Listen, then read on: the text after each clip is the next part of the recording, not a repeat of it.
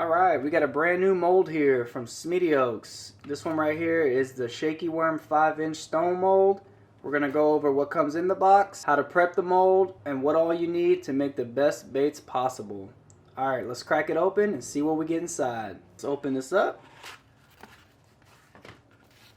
And first thing we get is instructions. This right here gives you all the precaution, safety measures, how to make your own baits. So pretty informative stuff right here. They give you a how-to guide basically. And inside they give you a complimentary oil. So that's pretty awesome of them because they are stone molds, so you'll definitely need to lube these up. So this comes in handy. And the mold itself. Beautiful stone. Definitely feels durable. Doesn't feel cheap. Looks like they pre-fill it for you for quality insurance, to make sure there's no defects in the mold. And right off the bat, you can see when they shot this, there was no defects in it, no bubbles, no dents, no imperfections. So that means we probably got a pretty good mold on our hands here. Alright, let's prep this mold here. With the oil provided, you just want to dab a little bit onto the mold.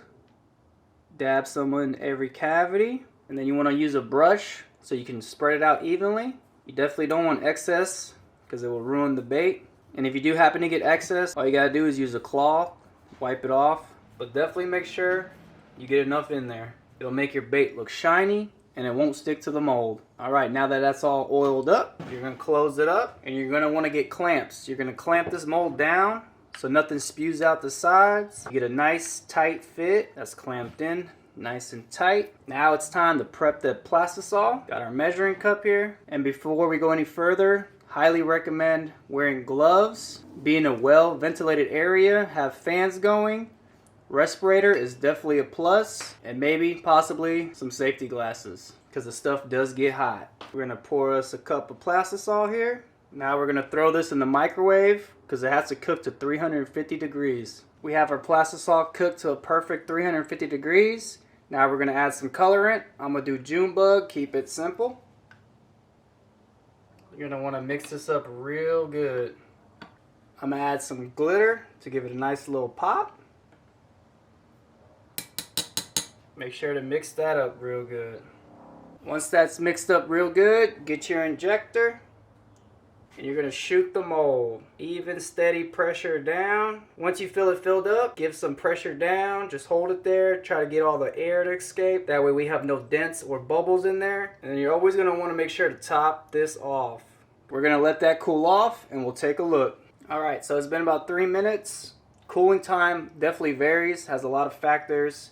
How hot the plastisol was, the temperature it is currently where you're making the baits, inside, outside, all of that. But I find about 2 to 3 minutes is a perfect time. I also touch it. If it's cool to the touch and nothing's coming up, it's a good sign that it's cooled off enough. So just declamp it. Let's take a look here. Let's see how we did. Oh yeah. Look at that. Beautiful. These turned out great. I don't see any air pockets, no dents. Definitely a great shot. I didn't warm this mold up or anything. That was my first true shot, and these turned out amazing. The possibilities are endless with these.